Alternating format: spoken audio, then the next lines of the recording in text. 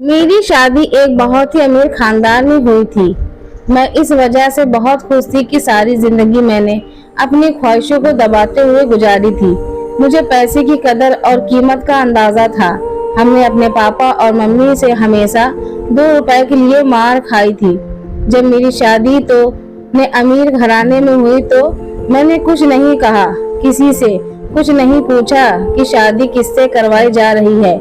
मुझे तो वह बात की खुशी थी कि ब्याह कर इस जेल से निकालकर एक बड़े से महल में जाऊंगी, जहां आगे पीछे नौकर मेरी सेवा करेंगे और मैं बस उनको हुक्म दिया करूंगी। बात भी ऐसे ही थी। मेरी बारात मेरे घर के अंदर दाखिल हुई तो मैं सोच नहीं सकती थी कितने इतने स्मार्ट और महंगे महंगे कपड़े वाले लोग जो मेरे घर पर आए हैं वह मेरे ससुराल वाले हैं। उन सबके चेहरे पर बहुत ही खूबसूरती और चमक दमक थी। हमारा मोहल्ला तो गरीबों का मोहल्ला था। हमने तो मेकअप भी सस्ता वाला करा रखा था, लेकिन जब वह लोग मुझे बिहाकर अपने घर ले गए, उस घर को देखते ही मैं रह गई थी। घर क्या था, राजा महाराजाओं जैसा महल था। दुनिया जहान की रोशनी और खूबसूरती उस महल में बिखरी पड़ी थी। मुझे लगा मैं किसी नई दुनिया में आ गई हूँ। अब घर में आने के बाद मुझे सबसे पहले अपने पति को देखने की जल्दी थी, क्योंकि मेरी माँ और पापा ने मुझे मेरे पति की फोटो भी नहीं दिखाई थी। बस कहा था कि तुम्हारी अच्छी बेटी हो, और अच्छी बेटियां अपने पति को देखने की जिद नहीं करती। हालांकि लड़कियों का यह हक है कि वह अपने होने वाले पति को देखे, पर मेरे पापा ने मेरी माँ से यह हक मुझसे भी छीन लिया था। जब मैं अपनी ससुराल में दाखिल हुई तो मेरा स्वागत मेरे पति की बजाय मेरी सास ने किया था, और मुझे मेरे पति के कमरे में बिठाने की बजाय मेरी सास के कमरे में ही बिठा दिया था। मैं समझती थी कि शायद उन लोगों ने कोई रस्म करना होगा। फिर कुछ और लड़कियां उस कमरे में आई और छोटी मोटी रस्में की, पर मेरे पति ने चेहरे से सेहरा नहीं हटाया। मैं तो खुद नजरें झुकाकर बैठी हुई थी। मैं अपने पति को उस वक्त नहीं देख सकती थी, पर मैं किस्मत की मारी। मुझे क्या पता था कि अब मेरी मुश्किलें और दौर शुरू हो चुका है। सब लड़कियों के कमरे से जाने के बाद मैं उम्मीद कर रही थी कि मेरी सास मुझे उठाकर मेरे शौहर के कमरे में ले जाएंगे, मगर ऐसा कुछ भी नहीं हुआ। वह कमरे को बाहर से बंद करके चली गई। मैं पीछे उनका इंतजार करती रह गई। लगभग आधा घंटा गुजर गया, पर जब मेरी सास न आई तो मुझे फिक्र होने लगी, कहीं मुझे बंद करके तो नहीं चली गई। दिमाग में अजीब अजीब से ख्याल आ रहे थे। पति से मिलने की भी जल्दी थी, क्योंकि शादी के बाद हर औरत की यह ख्वाहिश होती है कि उसका पति उसे मोहब्बत करे और अपनी मोहब्बत का इजहार करे, उसकी खूबसूरती की तारीफ करे, उसे ढेर सारा प्यारी बातें करे। पर यहाँ तो ऐसा कुछ भी नहीं हो रहा था। बैठे बैठे मेरी कमर अकड़ने लगी थी। इससे पहले कि मैं बेड से उठकर दरवाजे तक जाती, कमरे का दरवाजा जोर से खुला और मेरी सास किसी तूफान की तरह कमरे के अंदर दाखिल हुई। लेकिन हाँ, है हैरत उस वक्त हुई जब उन्होंने कमरे को अंदर से कुंडी लगा दी। यह काम तो मेरे पति का होता है, मैं दिल में सोचने लगी। मैंने नजरें उठाकर अपनी सास की तरफ देखा तो मेरे करीब आकर बैठ चुकी थी। मेरे सास मुझे बहुत ही गौर से देख रही थी। फिर थोड़ी देर बाद बोली, बेटी, मैं अच्छी तरह जानती हूँ कि तुम्हारा मन में क्या चल रहा है। तुम यही सोच रही होगी मेरा पति कमरे में अब तक क्यों नहीं आया, और मेरी सास बार बार कमरे में क्यों आ जाती हैं और तुम एक कमरे में बंद कर देती हैं। तो बस बेटी, मैं नहीं चाहती कि तुम्हारी खूबसूरती को किसी की नजर लगे। मैं तुम्हें तुम्हारे पति के पास भेजूंगी, जरूर भेजूंगी, पर अभी उसका टाइम नहीं आया। तो फिलहाल मेरे कमरे में बैठी हो, और हाँ, ऐसा करो कि यह कपड़े बदल लो और कोई कंफर्टेबल से कपड़े पहन लो, ताकि तुम्हें सोने में आसानी रहे। मेरी सास बहुत अच्छी थी, उनके चेहरे में ही शराफत नजर आ रही थी। पूजा पाठ में भी बहुत ज्यादा विश्राम रखने वाली भी थी। मुझे भी खुशी हुई कि चलो अच्छी बात है कि मेरी सास बहुत ज्यादा मॉडर्न नहीं है, क्योंकि मैं खुद सीधी सादी और गरीब सी लड़की थी कि से मॉडर्न पर आने में आती तो मेरी जिंदगी मुश्किल हो जाती। वैसे भी मुझे अभी तक फैशन करना, मेकअप करना तक नहीं आता था। ना खामोशी से बैठी रह गई मैंने कपड़े बदल लिए और फिर थोड़ी देर भगवान के सामने खड़ी होकर अपने मन की तसल्ली की, भगवान की पूजा खत्म करने के बाद मैं बेड पर आकर लेट गई और फिर पता नहीं मुझे कब नींद आ गई। मैं सो गई। जब मेरी आंख खुली तो मैं अपनी सास के कमरे में ही थी। मुझे बुरा नहीं लगा था कि मेरी सास मेरा इतना ख्याल रख रही थी, इसलिए फिर मैं बुरा क्यों मानती। मेरी सास में आकर आप मुझे हरे रंग का एक जोड़ा पहना दिया। कहने लगी, यह पहन लो, मैंने तुम्हें मेहमानों से मिलाना है। अब दिन का वक्त हो गया, तुम अपने पति को बाद में देख लेना, फिलहाल इस वक्त मेहमानों से मिलना है। मेहमान तुम्हें देखने आ रहे हैं, हमने बलिया भी तो करना है। मैं खुश हो गई। मैंने अच्छी तरह से कपड़े पहनकर खुद को तैयार कर लिया और तो मिलने के लिए मुझसे बारी बारी आने लगे। खानदान के कई सदस्य भी, इसलिए मुझसे मिलने के लिए बहुत सारे लोग आए थे। पर जो भी मुझे देखता वह बड़ी अजीब नजरों से देखता और घूरता ही चला जाता। यह ऋतिक की बीवी है। हर मिलने वाली औरत अजीब सा मुंह बनाकर यह बात जरूर करती कि यह ऋतिक की बीवी है। सारे मेहमान औरतें मुझे मुड़ मुड़ कर ऐसे देखती जैसे मैं कोई अजूबा हूँ। मैं लोगों की नजरों का मतलब नहीं समझ पा रही थी कि आखिर वो सब ऐसा क्यों कर रही हैं, पर मुझे मुड़ मुड़ कर यह क्यों देखती हैं। लेकिन एक बात अजीब थी, किसी ने भी मेरे पति ऋतिक का जिक्र नहीं किया कि ऋतिक के बारे में कुछ पूछा। सबके नजरों का निशाना भी मैं बनी हुई थी। सबकी निगाहों में मैंने अपने लिए तरस देखा है। मुझे देखने आने वाली हर औरत मुझको यह जरूर कहती कि भगवान तुम पर दया करे और तुम्हारी जिंदगी को आसान करे। मुझे बहुत अजीब लगता क्योंकि मेरे ससुराल वाले बहुत ही अच्छे लोग थे। उन्होंने मेरा साथ अब तक कुछ भी गलत नहीं किया था, बल्कि मुझे हाथों हाथ ही लिए थे। मुझे यह महसूस ही नहीं होने दिया था कि मैं किसी गरीब घर की आई हूँ। लेकिन मुझे क्या पता था कि हमदर्दी मेरी गरीबी की वजह से नहीं, बल्कि मेरे बदनसीबी की वजह से सब लोग दिखा रहे थे। थोड़ी देर बाद मेरी सास मुझे कमरे में बिठाकर बाहर चली गई। अभी तक मैंने अपने पति को नहीं देखा था। जब मेरी सास मुझे कमरे में छोड़कर जाने लगी तो मैंने अपनी सास से कहा, माँ जी क्या बोली? माँ नहीं होंगी मेरे साथ से मुस्कुरा पड़ी और मेरा हल्के से कान खींचते हुए बोली, मुझे पता है तुम बोली में के लिए क्यों कह रही हो, क्योंकि तुम्हें ऋतिक को देखना है न इसलिए। लेकिन बहू रानी, ऋतिक का दीदार करना इतना आसान नहीं है। ऋतिक का दीदार करने के लिए, उसका चेहरा देखने के लिए तुम्हें बहुत सारे इम्तिहानों से गुजरना पड़ेगा। बहुत सारे इम्तिहान तुम्हें पास करने पड़ेंगे, तब कहीं जाकर तुम अपने पति यानी ऋतिक को देख सकोगी। कैसे इम्तिहान? मैं एकदम घबरा गई और पूछ बैठी। तो मेरी सास बोली, पहले तुम्हें खुद को ऋतिक के काबिल बनाना होगा। ऋतिक के काबिल बनाना होगा। अगर मैं ऋतिक के काबिल नहीं थी तो उन्होंने मुझसे शादी क्यों की? मेरी जुबान पर शिकायत आ गई। अब जाहिर है इतनी देर से आंख में चोली चल रही थी। मेरा हक तो बनता था कि मैं अपने पति के बारे में अपनी सास से सवाल कर सकूं। मेरी सास मेरी बात सुनकर सास कानों के हाथ लगाकर कहने लगी, अरे भाई, पति से मिलने के लिए इतनी जल्दी कर। हमारे जमाने में तो लड़कियां इतना शर्माती थी कि जब कोई रिश्ता लेने के लिए उनके घर में आता था तो वह सामने ही नहीं आती और फिर पति से हल्का हल्का नजरें नहीं मिला पाती। पर आजकल की वह लड़कियां, उन्हें तो पति की बातें करने का बड़ा शौक आता है। मेरी सास की सोच बहुत ही पुराने जमाने की थी। मैंने खामोश रहना ही अच्छा समझा। चलो, आखिर अपने बेटे को कितने दिन तक मुझसे दूर रखेंगी, या भी मुझसे मिलने के लिए बेचैन नहीं होंगे? क्योंकि जब मर्द शादी करता है तो बीवी से मिलने का दिल उसका भी करता है। मैं अकेले तो नहीं तड़प रही थी इस आग में, तो यही सोचकर खामोश हो गई थी। लेकिन मेरे पति की तरफ से किसी भी तरह की कोई जल्दबाजी दिखाई नहीं दे रही थी। कहीं से भी कोई आसार नजर नहीं आ रहे थे। कोई नहीं मुझसे मिलने की जल्दी है। इसी तरह से पूरा दिन गुजर गया था। तक दोबारा रात हो गई। वह मेरा पारा गर्म होने लगा। मैंने अपने सास से कहा, आज भी क्या आपके कमरे में ही सोऊंगी? मेरी सास फिर वही पुराने जमाने की बातें लेकर बैठ गई। अरे अजीब बेशरम लड़की हो तुम। तुम्हें बहुत जल्दी है अपने पति के कमरे में जाने की।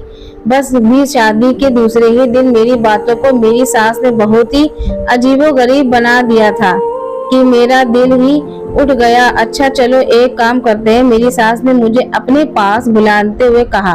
क्या काम? मैंने सवालिया नजरों से उनकी तरफ देखा। बेटा, जब तुम्हारा पति तुमसे मिलने के लिए आए, तुम दोनों के बीच एक पर्दा होना चाहिए, कम से कम 7 दिन तक।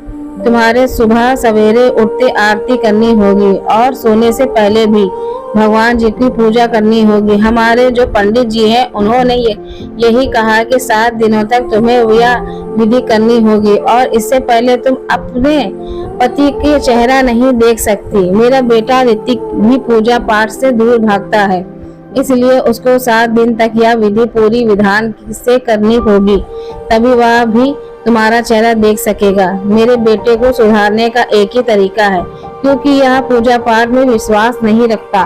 तो 7 दिन तक इस विधि को तुम्हें और मेरे बेटे ऋतिक दोनों को इस विधि को पूरा करना होगा। इस तरह मेरा बेटा सुधर जाएगा और पूजा पाठ में और भगवान में विश्राम करने लगेगा।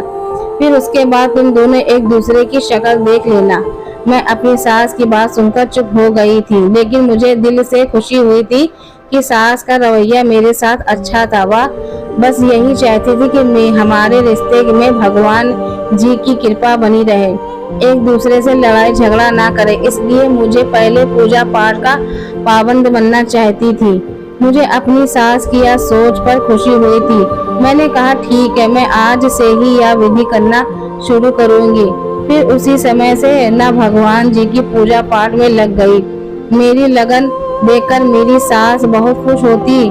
तो बहुत अच्छी लड़की हो, भगवान तुम्हारी उम्र लंबी करे और मेरे बेटे ऋतिक के लिए तुम्हारे दिल से मोहब्बत पैदा करे। अब अपनी सास को यह बताती कि ऋतिक के लिए मेरी मोहब्बत हो, उसकी समय शुरू हो गई थी जब मैंने ऋतिक के साथ फेरे लिए थे।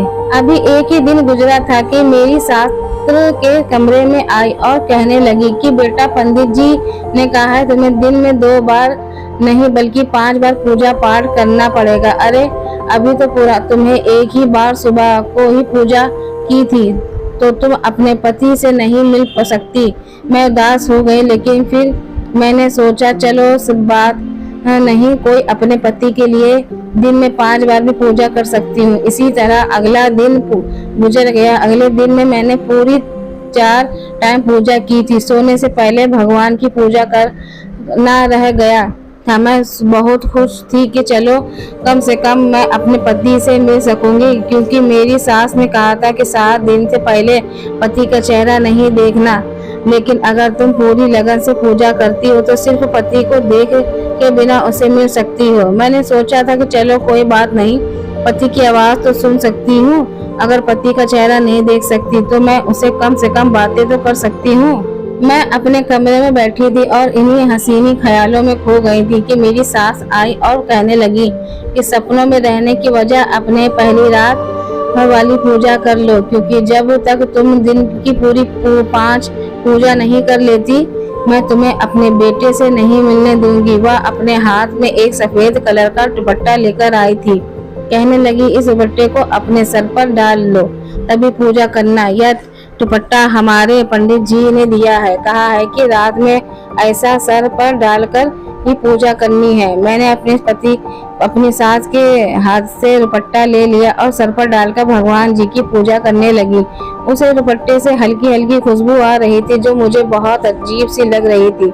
मुझे अजीब सा महसूस हो रहा था, किसी अनहोनी का एहसास हो रहा था, लेकिन फिर भी मैंने उस दुपट्टे को अपने सर पर डाल रखा। लेकिन धीरे धीरे मेरा सर भारी होने लगा, मेरे सारे हाथ पैर ढीले पड़ गए और मैं नहीं बैठती चली गई। मुझे महसूस हुआ कि जैसे किसी ने मुझे गोद में उठाकर बेड पर लिटा दिया। फिर पूरी रात ऐसी ही निकल गई। समझ ही नहीं आ रहा था कि मैं सोई हूँ या जागी हूँ। यहाँ तक कि जब सुबह मेरी आंख खुली तो मेरे सर में हल्का हल्का दर्द हो रहा था। मेरी नींद पूरी नहीं हुई थी।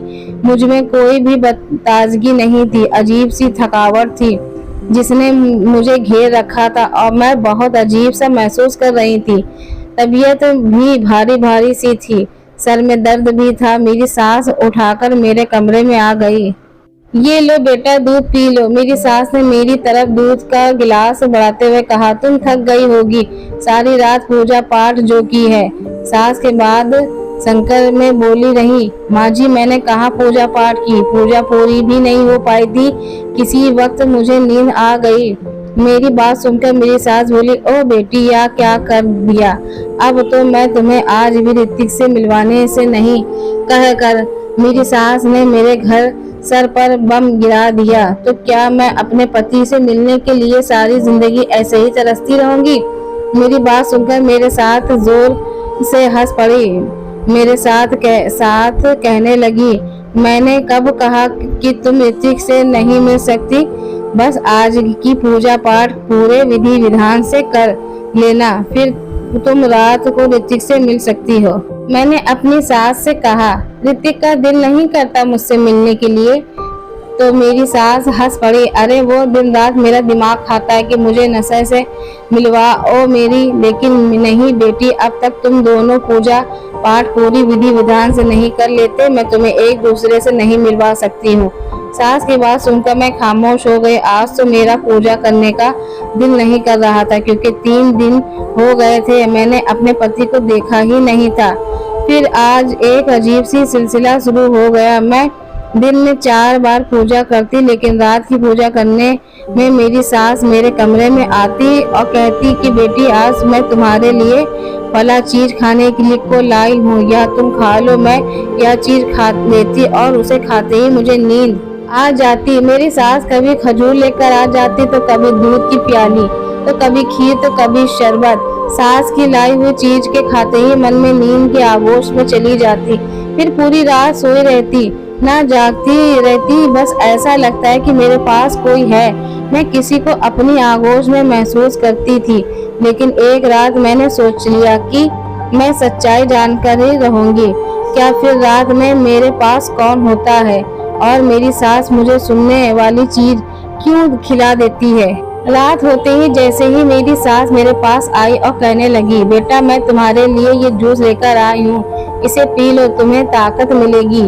देखो दिन पर दिन कैसे कमजोर होती जा रही हो। मैंने जो उसकी तरफ देखा भी नहीं और अपनी सास से बोली, नहीं माँ जी, आज जूस पीने का बिल्कुल भी मन नहीं कर रहा, आप इसे वापस ले जाएं, बारात वाली पूजा करने जाती हूँ। मैं तब तक लगभग 1 हफ्ते की कोशिश कर रही थी कि रात वाली पूजा को पूरा कर लूं, लेकिन मैं रात वाली पूजा कर ही नहीं पाती थी।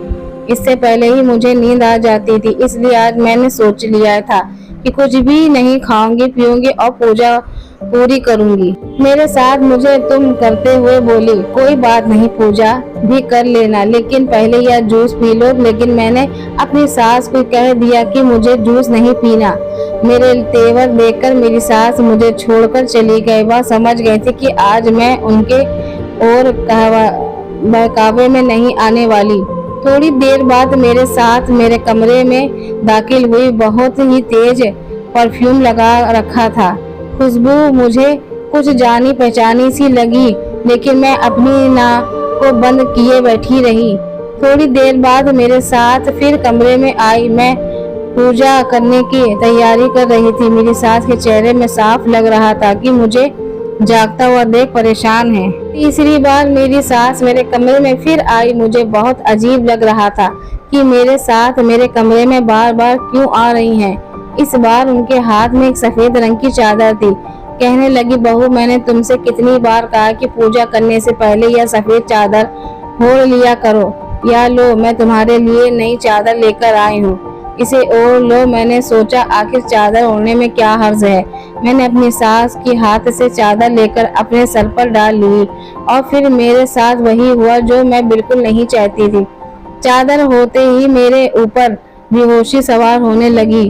नींद आने लगी और फिर मैं सो गई। इस कदर गहरी नींद की जब मेरी आंख खुलती तो सुबह के लगभग 8 बज रहे थे। मुझे लेट उठना बिल्कुल भी पसंद नहीं था, लेकिन फिर भी आज मैं लेट उठी। लेकिन इतना लेट उठने के बावजूद भी मेरा मूड बिल्कुल भी खराब नहीं था, बल्कि बहुत अच्छा था, क्योंकि मुझे पता था कि अब आगे मुझे क्या करना है, मेरा अलग कदम क्या होगा, अपनी सास की चालाकी उसे मैंने कैसे बचकर निकलना है। मैंने सोच लिया था कि मैं अब यह पर्दाफाश करके ही रहूंगी, तो मैंने ऐसा ही किया। रात का वक्त हो गया। रात होते ही मेरे साथ की आवाज आई, मेरे कमरे में पड़ने लगी। मैंने बिस्तर पर तकिया रखा और लेट गई। मैंने सोने का नाटक करना था। मेरी सास रोज मुझे रोज किसी न किसी बहाने सुला देती थी। आज मैं खुद ही सो गई थी। अपनी सास को देखा दिया कि मैं सो चुकी हूँ, ताकि वह मुझे खुलासे के लिए मेरे कमरे में न आए। अभी लगभग 10 मिनट गुजरते हुए मुझे सोने का नाटक करते हुए कि कमरे में अंदर हलचल महसूस हुई। मेरे कमरे का दरवाजा खुला, फिर कुंडी लगाने की आवाज आई। किसी के भारी कदमों की आवाज मेरे कानों में पड़ रही थी, पर आंखें खोलकर देख नहीं सकती थी। फिर मैंने देखा कोई धीरे धीरे चलते हुए मेरे करीब आया है। या कोई मर्दाना कदम थे जो मुझे महसूस हो रहे थे। तभी मेरे कान एकदम से खड़े हो गए, क्योंकि किसी ने मुझे छुआ था। मुझे बर्दाश्त नहीं हुआ। मैंने अपनी आंखें खोलकर सामने देखा, जो नाकाबिले बर्दाश्त था। सामने खड़े इंसान को देखकर मेरे सर पर आसमान गिर पड़ा और मैं सोच भी नहीं सकती थी कि मेरे साथ इतना बड़ा धोखा कर सकती हैं। मेरी आंखें ने टप टप आंसू बहने लगे। मैंने से शादी के बारे में क्या सोचा था और मेरे साथ क्या हो गया। भगवान, मैं कहाँ फंस गई हूँ।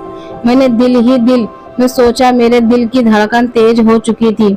मैं बेड से उतरकर किसी बात की परवाह न करते हुए कमरे से भागी और भागती हुई बाहर आ गई। मेरी सास ने मुझे देखा तो वह हल्का हक्का बक्का रह गई। उनके चेहरे पर रंग पीला पड़ गया। मैं चलती हुई अपनी सास से बोली, आपने मेरे साथ इतना बड़ा धोखा किया, आपको शर्म नहीं आई? अगर मेरी जगह आपकी बेटी होती तब आप क्या करती? मेरी आंखों से लगातार आंसू बहते जा रहे थे। अपनी औलाद पैदा करने के लिए यह सब कुछ किया।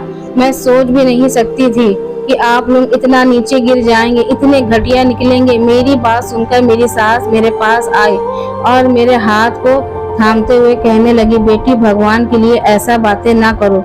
मैंने तुम्हारा चेकअप करवाया है। तुम थकी सी रहती थी, तुम्हें चक्कर आते थे, तुम्हें याद है ना? उस दिन हमारे एक घर में एक दाई आई थी, उसने तुम्हारा चेकअप किया था। उसने बताया कि तुम उम्मीद से हो। मेरे साथ मेरे सिर पर एक और बम फूट गया। या क्या कह रही हैं आपने तो कहा था कि मेरे बेटे से मिलने के लिए तुम्हें ना जाने क्या क्या इम्तिहान पास करने पड़ेंगे, फिर मैं पेट से कैसे हो गई? आप यह कैसे कह सकती हैं कि मैं आपके बेटे के बच्चे की माँ बनने वाली हूँ? आपको एहसास भी है आप क्या कह रही हैं? मेरे साथ मेरी बात सुनकर सर झुकाकर बोली, बेटी, मैं क्या करती? मैं मजबूर थी। औलाद की खुशी किसे नहीं चाहिए होती। अगर मैंने उसके लिए थोड़ी सी हेरा फेरी कर ली तो मुझे माफ कर दो। मैं और कुछ नहीं कर सकती थी। एक माँ होने के नाते मुझे अपनी भलाई भी सोच नहीं थी और अपने बेटे की खुशी भी सोचना था। मैंने अपनी सास की कोई बात नहीं सुनी। सास मेरी विनती कर रही थी कि अब तो तुम्हारी कोख में हमारा पोता है, हमारी औलाद है, तो तुम्हें इस तरह घर से नहीं जाना चाहिए। लेकिन मैं अपनी सास की कोई बात सुनना नहीं चाहती थी। इतने बड़े धोखे के बाद मैं इस घर में रहती या मुझे बिल्कुल भी गवारा नहीं था।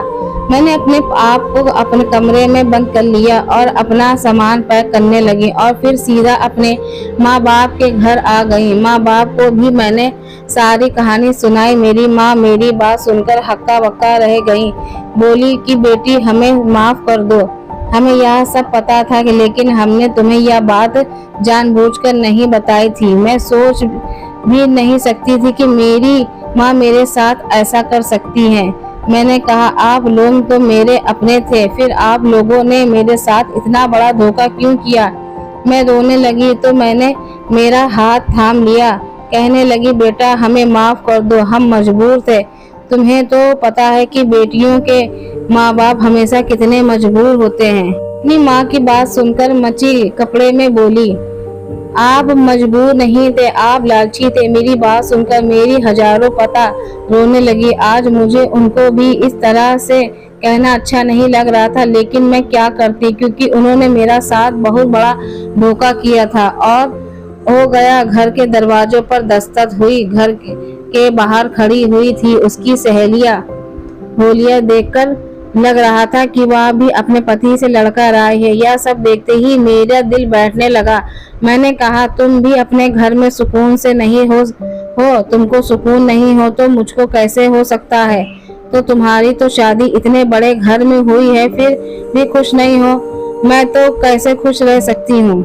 हमारे घर में रुपये पैसे की तंगी है, रोज घर में लड़ाई झगड़े होते हैं। मेरा पति मुझसे मारता पीटता है। एक वक्त की रोटी के लिए हम लोग तरस जाते हैं।